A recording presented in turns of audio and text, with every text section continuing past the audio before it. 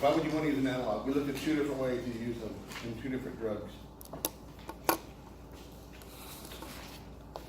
HIV or viral replication, you can use analogs for nucleotides, right? Because if it can't replicate, it's going to stop replication. And then what was the other one we looked at? Which is the more traditional use of analogs. They use them all the time now. Like the drugs I'm working on at UTEP are analogs. Get a lead compound and you try and tweak it a little bit. What was that sulfur drug? How did it work?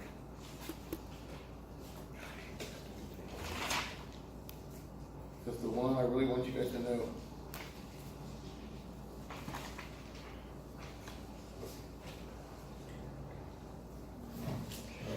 The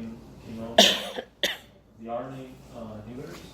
That's the one we talked about before, DNA RNA inhibitors, nucleotide analogs, inhibitors, right? What was that sulfur compound we looked at? It's a metabolic inhibitor, kind of more traditional the way a lot of these drugs work. Go back to it real quick. Remember this one right here? These sulfur drugs, these are different analogs up here.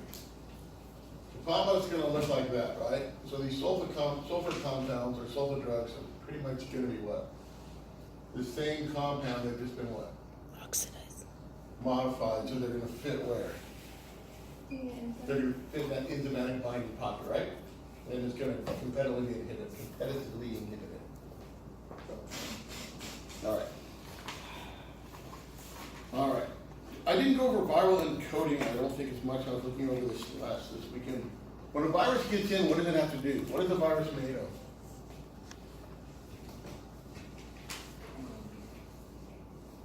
Protein code. It's got a protein code, and it's got nucleic acids inside of it, right, to protect it. Once it gets inside, one of the first things it has to do, unless it's one of the ones that does what's called direct penetration, where it just injects its nucleic acids inside of it, what does it have to do before it can do anything else? Which one? Find the host. The what? Find the host. It's already got a host, already got inside. What are we going to do now? It's the bind. But what is the first thing this virus is going to have to do before it can do anything in terms of replication? And this is where some of those new drugs are, huh? Metabolites? Which one? Metabolites? No, not metabolites. Before it can do anything else, what's going on here? This is where matadine works. Bromatidine, these are flu medication. They have to uncoat. The virus cannot do anything if its DNA or RNA is protected inside of that viral coat. First thing it's got to do is what's called uncoating. Then it can go on and do everything else you guys talked about. Okay? It's got to uncoat first. And if you can prevent it from uncoating, what's going to happen to it?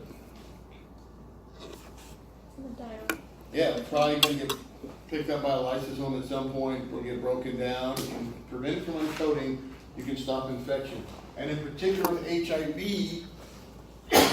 what do we say HIV likes to do? It likes to integrate its DNA into yours. If you can prevent it from uncoating and you can stop that, have you prevented infection? Yes, that's the key behind some of these drugs they're working on. Is this one of the ones you added? Yeah, not yet. It's the one before. The slide right before we stopped. Okay. So I looked at this, we looked at nucleotide analogs. Here. And then look at some of the quinones and reverse transcriptase inhibitors. But right here is how I put this in here. So attachment antagonist, block viral attachment. This is one of the new ones we're looking at. Only on a couple of the viruses. This is a new near, and it's Monday, I can't talk already, it's been a long time. This is a new area of research.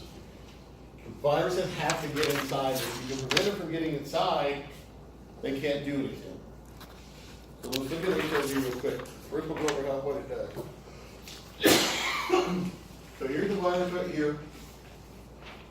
The first thing it's got to do is attach to CD4. That's on your CD4, what? Helper T cell, right? CD4 cell.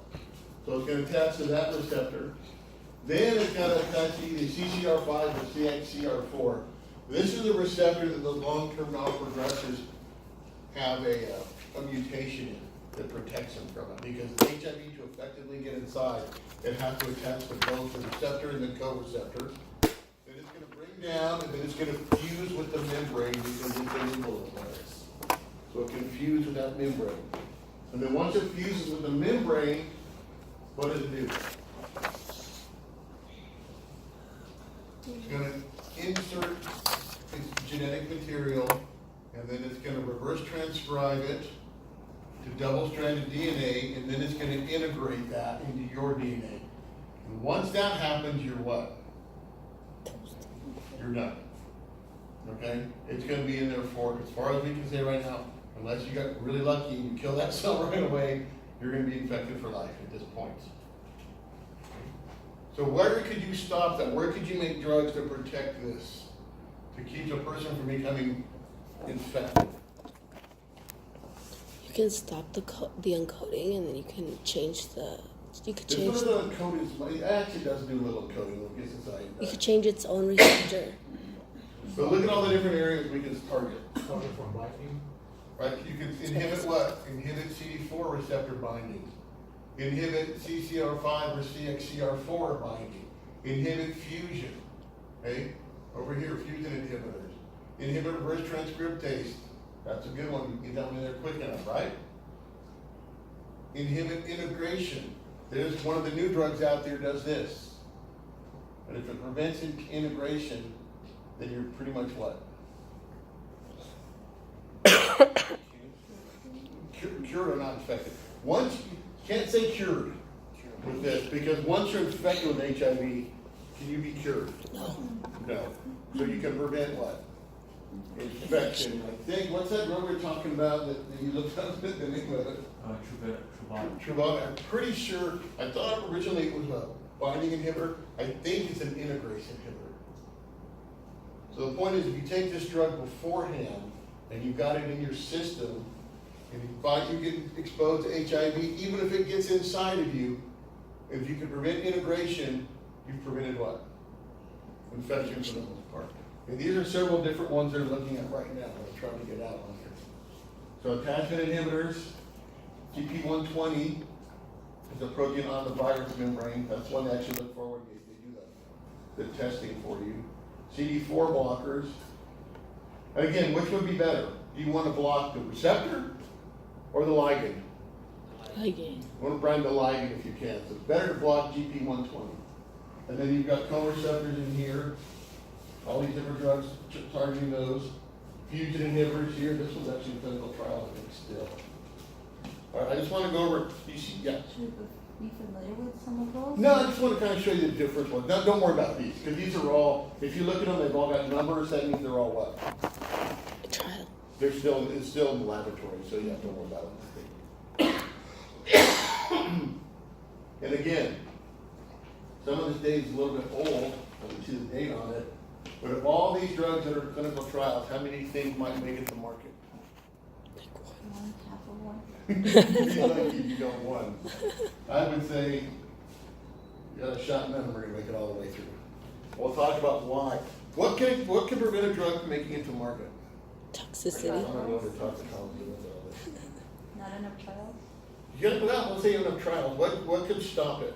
A drug. Toxicity. Shut me, man. It's just, how much does it take to get a drug from the bench top, an idea, to market?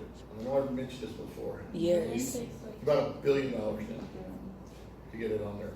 And that's pharmaceutical companies' excuse for charging. The problem is once they recoup the R&D costs, they keep charging that. There's something, they've got to make money, that's their job, right? And they've got to recoup their R&D costs, they've got to. If it's $1 billion, you're already in the hole, what? $1 billion, and that's just on that drug, right? That's not on the other 27 you've been working on. So there are reasons for some of this stuff. So what could prevent a drug from getting to market? Cost. Cost? Cost is actually could be, but it's the least. If it's really similar right here and it's really effective, cost pretty much gets thrown out. Look at Gilead's drug for Hep C, the first one that came out. It's $80,000 for a course of treatment. Insurance companies were glad to pay it. Not so much now, it's kind of weird. Side effects? Side effects. When you're going through there, you look at jeez, this is gonna be a long week. Phase 1, clinical trial, phase 2, phase 3. Phase 1 just looks at what? Anybody know? Toxicity. Hmm? Toxicity. Toxicity, what are the dosages, things like that. It's not efficacy at all. Phase 2 again starts looking and narrowing that stuff down, but you kind of start looking at efficacy a little bit. The one where they really look at how well the drug really works are phase 3 clinical trials. Any step along that way, you could get what? Shut down. Something happened, boom, somebody just had a phase 3, it was at the end of a phase 3 clinical trial for a new cancer drug, just got pulled. Why? So they had toxicity profile got too high on it. So any one of those things could cause it. It's too toxic, or it just doesn't work. It doesn't work like it's supposed to be.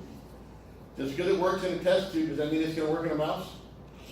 Mm-mm. Just because it works in a mouse, that means it's gonna work in a human? Mm-mm. No, that's the problem. Okay, prescribing characteristics, guys, for antimicrobials. Readily available. The main idea is it wants to be able to get a hold of it. You don't want to go to Walgreens and have them say, we don't have it. I'm not picking on Walgreens, I'm picking on the Walgreens by mine. But it's got to be readily available. What's a good example of a drug that's not readily available in large quantities? Anti-venom. Anti-venom. Antivenom's one of the big ones. But there's huh? There's not Theraflu, Theraflu. Tamiflu. Tamiflu. I knew it was real. Tamiflu. Yeah, Tamil. It's not really readily available. It's very expensive to make. It's hard to make, so it's not readily available. Inexpensive. You can think back to your, yes. I have a question. Sure. So each year when you can do flu vaccine, do they change the Tamiflu at all? No, because the difference between those two is the flu virus, when it gets back, or after it's gone around the world, it gets back into pigs and birds in Asia. It affects those and it mutates, it reintegrates differently. So the surface markers, the H and the N's in particular, you hear about H1N1 and all those change every year. So the immune system doesn't recognize it.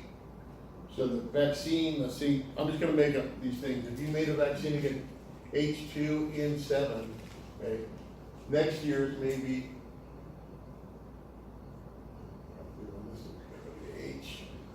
H4N2, your immune system's not gonna recognize that anymore. So that's the difference. Whereas the drug, somewhere hits viral replication in your, and I'm not sure where Tamiflu works. I'll look it up, I'll tell you. But that's the difference. Now, the idea is, what's the golden goose or whatever for a flu vaccine? They're getting really, really close. Although they were really close 5 years ago, apparently didn't they? But they seem to be getting really, really close. What was the golden ring? I don't know. Golden ticket. Here, we'll use a golden ticket. What's a golden ticket for a flu vaccine? If you can find an epitope, and we'll talk about epitopes later on, that doesn't change, and the immune system will recognize. And if you could do that, you only have to take the flu vaccine what? Once. And they're getting close. They're called subprime epitopes. Wow, cool. Chemically stable. You want a drug that you have to keep in the refrigerator. You want a drug that's going to go bad in a week. No. You want a drug that's going to go bad in a year. Do all drugs go bad in 6 months like they tell you? But I'm not going to get myself in trouble. There's a couple of reasons the FDA does that. So they actually did a study on, the DOD did a study on drugs, and after, I think, 15 years, almost every drug they tested were still 95%, had shown 95% efficacy. There was one drug, however, that didn't have the toxic metabolite. That's where you gotta be a little careful. It was tetracycline. So don't take old tetracycline. All right, easily administered. Back before, when they first came up with penicillin, how did you have to get it administered? Shot. Shot. You'd rather take it as a pill, right? non-toxic and non-allergenic. That's impossible. Anything completely non-toxic. No. No. Remember, I told you the toxicology motto, didn't I? No. Our little mantra we have. It's called the dose makes the poison. Oh yes. What that means is everything is toxic. The point is you want to lower that toxicity profile. We'll look at that in a second. Selectively toxic against a wide range of pathogens, but within limits. And this has come back and bit us in the what? Yes. Yes. With antibiotics a little bit. Because you want selectivity, isn't that? Hmm? Don't we want selectivity? You do, but ideally with antibiotics, if you could, as long as you're still targeting, so the idea behind that is if you can find something in bacteria that only bacteria have, Oh, like the and virus. you can target that, it'll get all the bacteria, that was the idea of that. Oh, okay. But again, like we said, that's come back and changed a little bit now, right, because of what? Because What's the two things, oh, we'll talk about it in a second. We'll go back to this. So spectrum of action is the number of different pathogens drugs act against. Narrow spectrum are effective against a few organisms. Only gram positive, only gram negative. Some of them are very specific and go after things like, there are certain drugs that are certain bacteria are affected by. TB, for instance. There are certain drugs that go after TB. Narrow spectrum. Broad spectrum are effective against many organisms, we know that. May allow for secondary and super infections to develop, and the problem with this is killing the normal flora to produce microbial antagonism. That's the part where the broad spectrum has come back and gotten us. If you take massive broad spectrum antibiotics for a long period of time, what can happen to you? What's a secondary, what's a super infection? what? They're close, but they're not exactly the same. Infection? Hmm? Isn't it like an infection that causes like another infection? Would it cause it or what? Secondary would be like you get infected from not the original thing. For example, you take antibiotics, your immune system's like compromised, so like something else might come that originally wasn't pathogenic. Yeah. Well, I'm talking about like the gut flora, for example. Okay, that's gonna be super infection. Okay. That's why I said you gotta be careful. They're really difficult to discern out because they kind of overlap. Definitely with secondary infection is you take an antibiotic and you knock down some of the resistance and then an opportunistic pathogen you get exposed to or something else may make you sick. Could be in the gut, could be somewhere else. And this is where you get that crossover. Super infections are where you knock down that antagonism inside of your gut. It's something that's already there. It's normally not pathogenic. Goof comes flaring up on you. Yeast infections, C. diff, things like that. So there's overlapping. Because you can also have secondary infections. They can also be caused, just like you were saying, when your immune system gets compromised. When people die from the flu, what do they die from?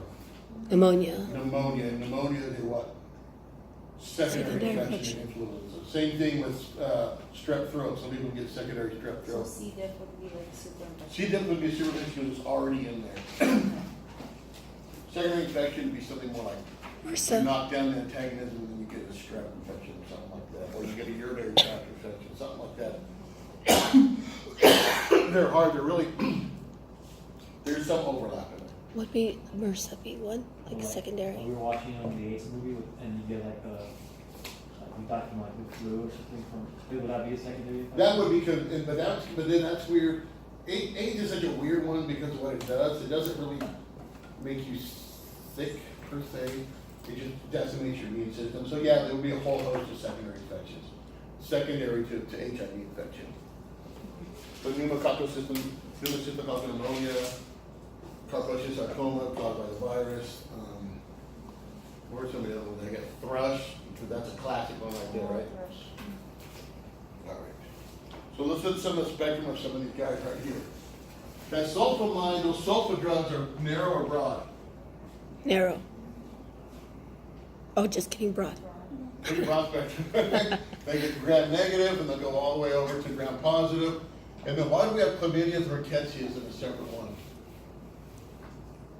A lot of these ones don't have cell walls and stuff on it, Oh. okay? And if they don't have cell walls, is penicillin gonna be effective? No. Would any of the drugs that attack the cell wall, would they be effective against bacteria? No, and that's one of the problems with these. You've got a little bit of an issue here.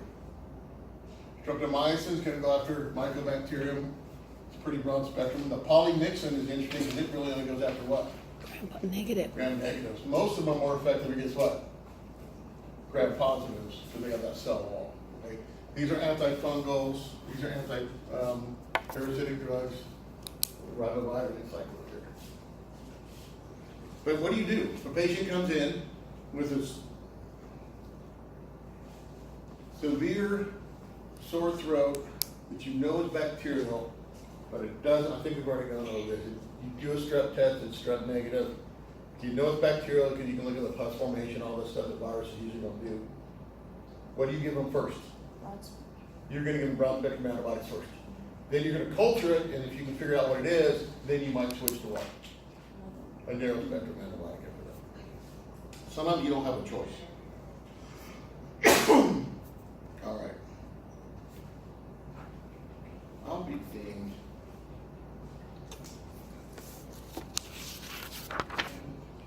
Well, I didn't. Hold on a second, guys. Look here, whole another step of stuff that I added, and I think it got stuck somewhere else. It didn't.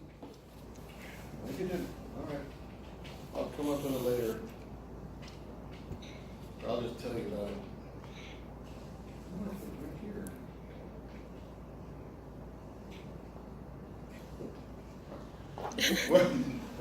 What is the difference between dose and concentration? Because that goes into prescribing of drugs. Well, dose is how much you give a person the drug, and the concentration is how much of the drug is in the actual drug. So the concentration is what they call plasma concentration. Is the concentration of the drug that gets inside of you, right? Dosage is the amount of that drug it takes to get you to that concentration, that minimum concentration that magnesium. Okay, let's look at It's a half-life. half-life can be part of it.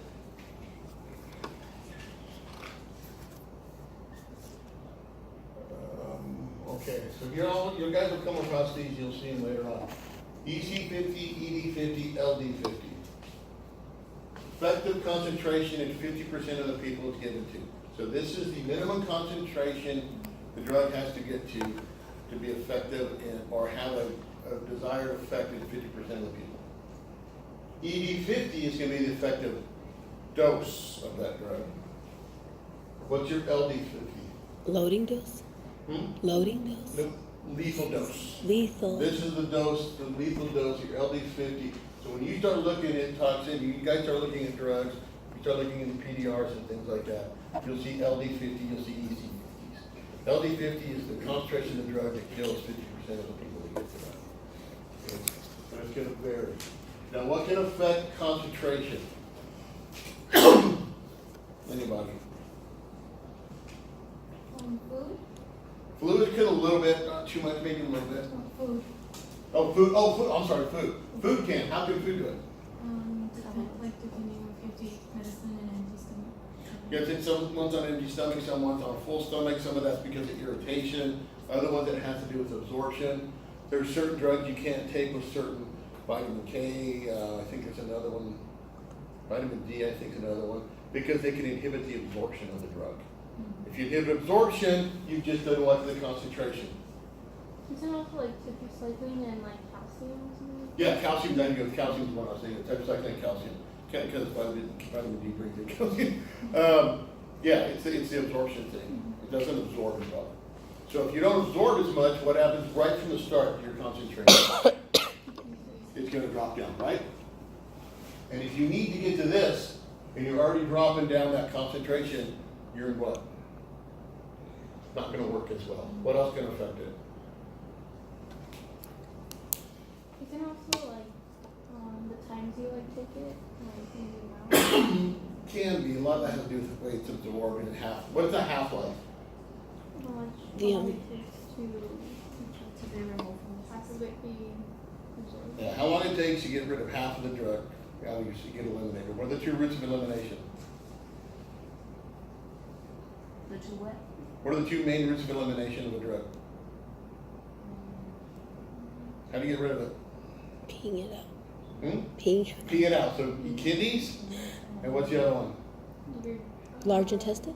no, wasn't it Liver into the intestines. So liver and kidneys. They do get rid of. Half-life is going to depend on metabolism. How fast it metabolizes. Concentration is going to depend on metabolism. It's also going to depend on bioavailability. How much of the drug is actually usable. Some drugs bind to carrier proteins. They become non-bioavailable. If you have kidney dysfunction or liver dysfunction, what does that do to your drug? It'll affect how it metabolizes. It's going to affect, not metabolize. Liver could be metabolism for sure. So that's Absorption. what let's just start with liver. It's going to be how much is metabolized. And the liver and kidney can also affect what? The concentration of Elimination of the drug. And if you affect both of those, what have you done to the concentration? Raise the You concentration. shot it back up like that. also like, isn't if you're like breastfeeding, because the drugs can go through. They can. They're really super selective and get breast milk. Yeah, so you have to be careful of Yeah, that. so kind of decreasing the concentration of the patient who's taking it, because then it'll go into the child. Yeah, it should be, but that's going to be less of an effect on the mother, more on the child taking the drug. But yeah, if it's really lipophilic, fat loving, it's providing the milk. In pharmacology, they taught us too that ethnicity will affect the way that drugs work. Ethnicity? Oh, they're actually finding huge differences. That's going to be a big thing. They're finding huge differences in ethnicity. Okay, what's another big problem with that? Now you open that door. Let's go. Not just ethnicity. Almost every one of these studies was done on who? Boy, I'm bringing the wrong time to bring this up. Males. Wait, males. So they're also showing their big differences in males versus females. How well they metabolize the drugs. How well they bind to the drugs. How well the drugs work. Ethnicity, they're finding big differences in ethnicity. There's one drug that works on African Americans that doesn't work on anybody else. So they're going to find all these differences now, so you have to be careful. And then also age, Age by age. because like babies are more susceptible. Well, so are the because they're seniors. like, they're just born, so everything's really low, so they just. Yeah, so their metabolic rate's going to be a lot lower. And as you get older, what happens to your metabolism? slows down. It goes down. What happens to your elimination? Things It goes down. What happens to the concentration? It goes It up. go up. So ADME. Penetration. You got something to go with. What's the middle one? ED is effective dose, 50% of population. And then effective cure is Concentration. concentration. This is what they really look at. Then they look at the dosage. So you figure out what the concentration of the drug is. Don't break anything. First, you got to figure out what's called the peak plasma concentration. Peak plasma concentration is the peak of the amount of drug that gets into your blood system before it starts going away. And the idea is you want to reach peak plasma concentration and try and do what? Keep it up there if you can. And then we'll talk about this in a minute, which is routes of administration. God, this is weird. Something happened to my whole thing here. All right, we'll get to the roots in a minute. We'll go back to this. We're going to do these in lab. So we're going to look at efficacy. And how can you test efficacy of antibiotics? Right now we're talking about antibiotics and bacteria. We'll go back to us in a minute. We're going to look, it's called the Kirby-Bauer test, or the diffusion susceptibility test. Then we're going to look at the minimum inhibitory concentration, the MIC test. And then we're going to look at the minimum bactericidal concentration, the NCB test. Okay? So this looks a lot like who's messed up experiment. Oh, funny. The Flemings, right? So this is what we're doing here. You put a lawn of bacteria onto a plate. You don't streak it because you want it nice and thick. We call it a lawn. And then you put these discs that have been impregnated with different antibiotics at different concentrations. Okay? Neomycin, probably a sulfur drug, I'll probably streptomycin. Anyway, you put them on here, tap them in there, and then you let it grow overnight. And then you look at the zone of inhibition. What is the zone of inhibition telling you? the concentration, like how well it effectively kills the bacteria? To tell you how well, to tell you what information can you get from this if you're testing a new antibiotic? Whether like it So affects. the bacteria is killed or something like that. It's either inhibited or killed, right? Don't know which one it is just yet on this one. It may just be it's inhibited. Does it tell you, so what else does it tell you? Tells you what This doesn't particular work. test right here. What doesn't work, like the TE30s and the It does show G20s. you what doesn't work, what the bacteria is resistant against. So, whatever G is or whatever T is, none of those two. They're not effective. These could be gram-negative bacteria, those may only work against gram-positive. Right? It needs to tell you anything else. Which one is the most effective? Like the one on the top that has a bigger zone of inhibition. So this one and maybe this one are gonna be more effective than this one, or maybe this one? You think so, but it doesn't. Why? Not this particular test, why not? You can modify it, and if you know something about the drug, you can leave some information out of there. But if I just showed you all this right now, I cannot say that E and O or CAD is more effective than S or N. Why? Well, isn't it because maybe it'll start working really well in the beginning and it's just to die out? And maybe the S has like a longer like span, or it takes a while for it to really work. Okay, well. that's what you're really looking at. The stuff is diffusing through the media, right? What's going to affect the fusion rate? Temperature can, but it's the same temperature, so it's not temperature. What is the one thing that's going to affect the fusion rate here? Hmm? pH. Nope, same pH, so they're all going to diffuse out the same. Temperature. No, You said Size. Size is going to be the big one here. Some of these natural antibiotics and stuff are huge. Some of the newer ones are these small little peptide things. If it's smaller, it's going to do what in the media faster? It's going to diffuse out further. If it's a big, giant, clunky molecule, right? It's going to diffuse out much more slowly. So unless you know that, all this tells you is that this organism is susceptible to all of those antibiotics, and it is resistant to these two. That's all this one tells you right now. Now, if you knew the size, let's flip it around. And if this was a gigantic antibiotic right there, and this was a tiny little one right here, oh, now what would that tell you? that was stronger. No, the big ones, that big zone, in that case, you could say that one's stronger, because A, it's bigger, so it's gonna diffuse out slower, so that means it takes much lower dosage or concentration to kill the bacteria. This thing is small, it's diffusing out much faster, but it's got a small zone of inhibition, so it takes a much higher concentration to be bactericidal. If you knew that, you could do that, but if you don't know it, you can't. Now, this is the minimum inhibitory concentration. You're going to take your control, and you're going to start, so all these are going to be fresh tubes inoculated with the same amount of bacteria. The difference is what?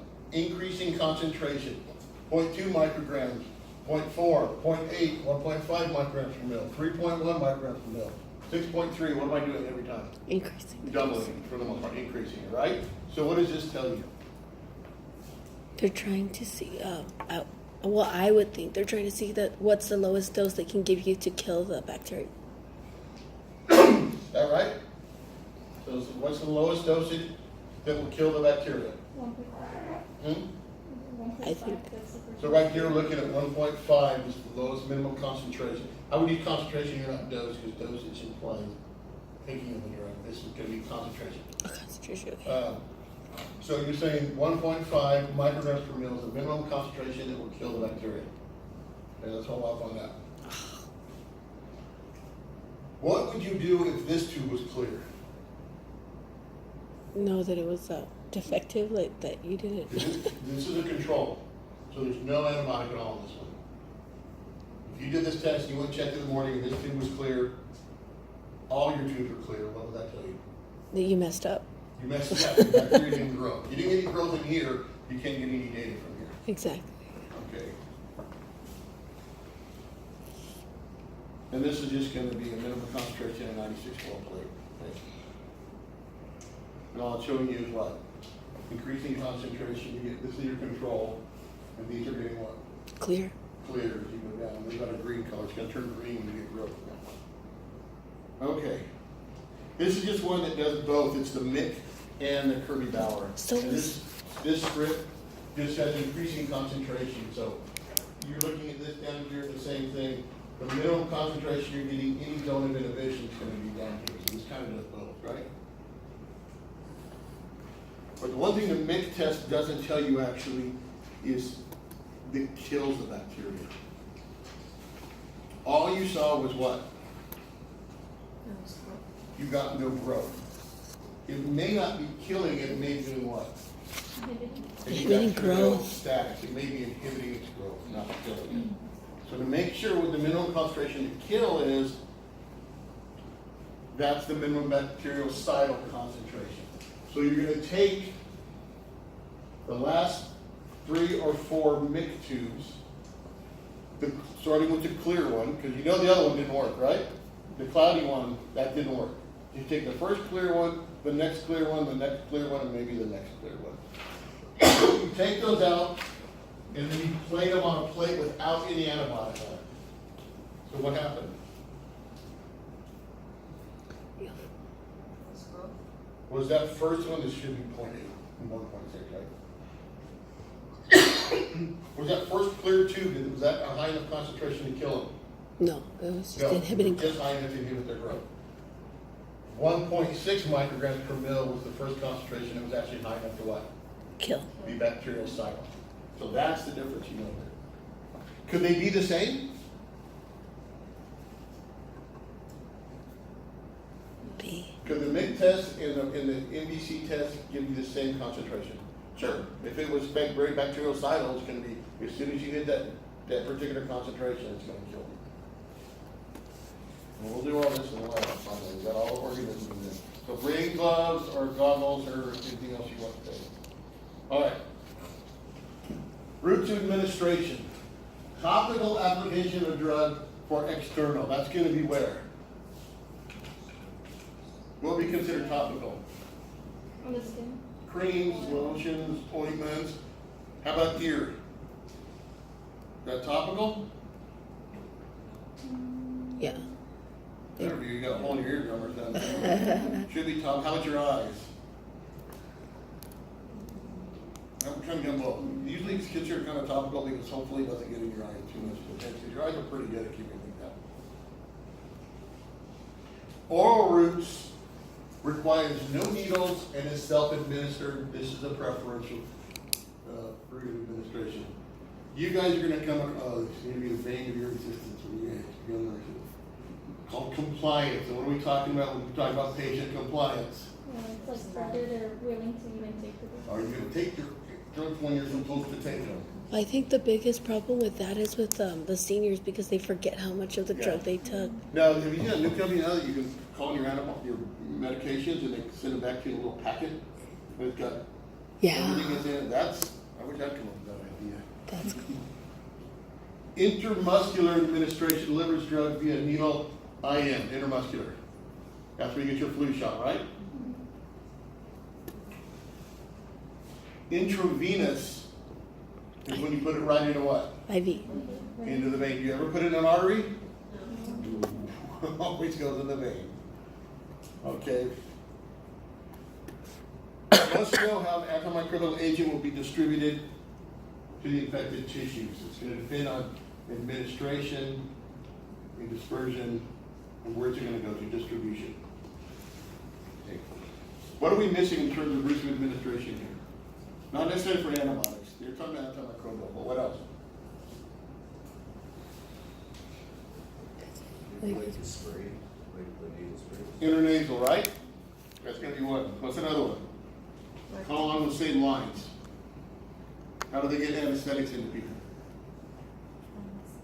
Inhalation, which is going to be kind of like that. So a lot of it depends on where the spray's going, right? Inhalation. Things get in your lungs, where do they go? Right away. Right. Right into your bloodstream, right? It's the second fastest way to get things into you at high concentration. What else? Rectal. Rectal, another one they don't have on here. How does rectal drugs work? What is your colon's main job? Reabsorbing of stuff, right? Very effective way to get things in very fast. What else? Sub-Q, right? Sub-Q is going to be where? Under your skin. It's going to take that out. It doesn't go into your muscle, but it gets underneath your what? It gets underneath that meningeal there, down on the subcutaneous tissue down there. Good. What else?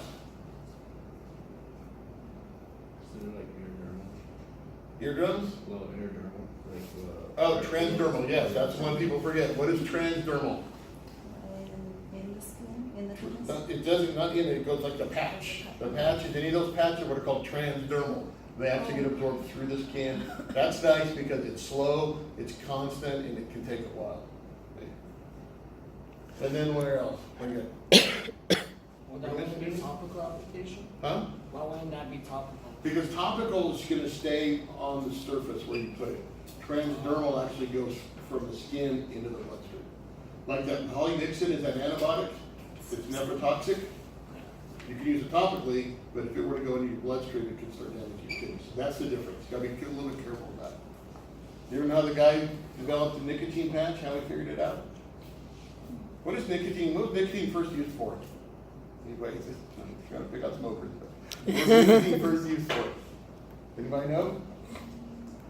It was a pesticide. Yeah. And then the guy who discovered the patch was working on nicotine. He had pure nicotine in a beaker and he had a glass rod. And he had it in there and he lifted it up and he didn't hold it this way, he held it this way. So the nicotine ran down the glass rod, hit his hand, he didn't have gloves on, and it did what?